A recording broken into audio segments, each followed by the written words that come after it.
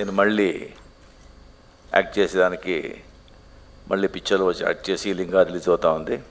సెంట్రల్లో వచ్చి కోచడైన వచ్చింది, కానీ అది డిఫరెంట్ జానర్ పిక్చర్, అది అనిమేటెడ్ వర్షన్.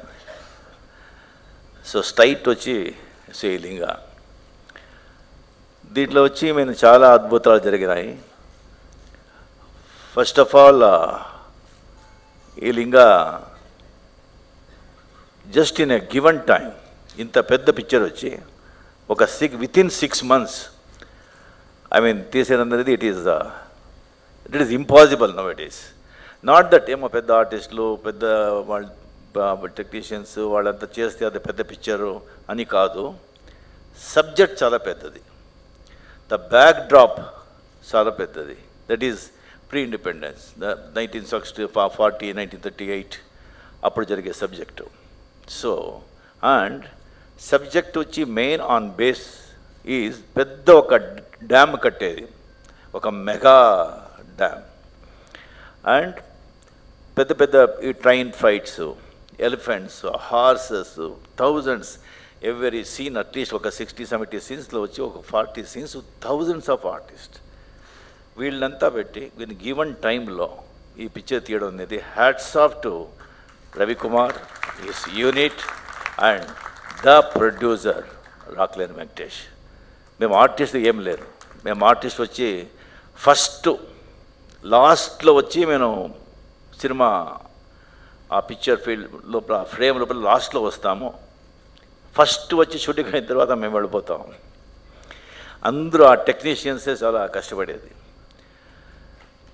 ఈ పిక్చర్ ఎంత కష్టపడ్డారంటే ఇట్ ఈస్ రియల్ ఒక ఛాలెంజ్గా తీసుకుని, not only that at the same time ఇంత పెద్ద సబ్జెక్ట్ వచ్చి ఏదో సుత్తేస్తాము దిస్ థింగ్ అలా కాకుండా ఒక పెద్ద సర్ప్రైజ్ ఏమంటే 3 సర్ప్రైజ్ ఉన్నాయి ఈ పిక్చర్లో. ఫస్ట్ సర్ప్రైజ్, ఇంత పెద్ద పిక్చరు, ఇంత బ్రహ్మాండమైన పిక్చరు, ఇంత యాక్షన్స్, అంత పెద్ద పెద్ద సెట్టు, ఇది 6 months లోపల తీయగలమా?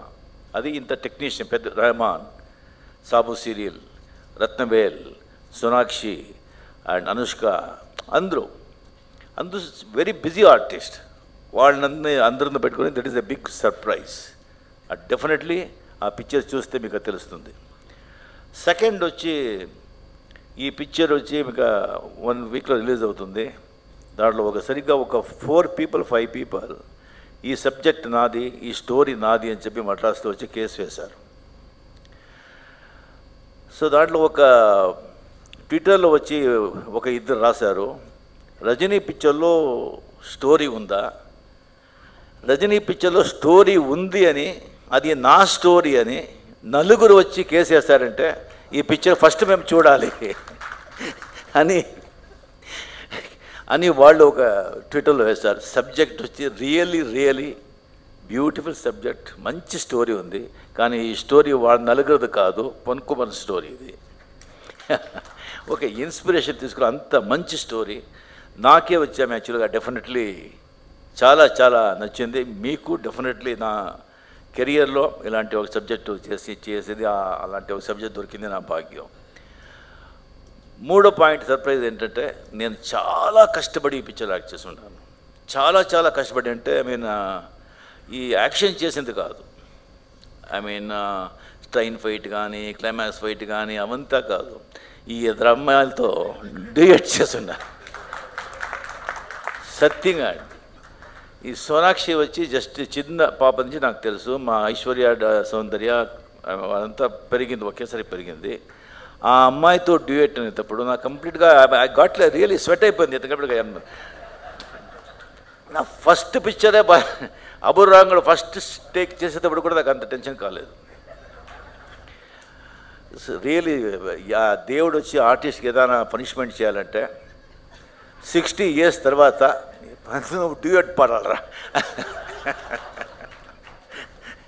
కానీ అది డెఫినెట్లీ ఒక మేకప్ బాను అని చెప్పి, అట్ ద సేమ్ టైం మన రత్నవేలు గారు ఆయన కూడా ఓపెన్గా మద్రాసులో చెన్నైలో వచ్చి ఆడియో ఫంక్షన్లో చెప్పారు, మేము చాలా కష్టపడి రజనీకాంత్ని యంగ్గా చూపించున్నాము, చాలా చాలా కష్టపడి అందంగా చూపించున్నాము అని ఆయనే ఓపెన్గా చెప్పారు.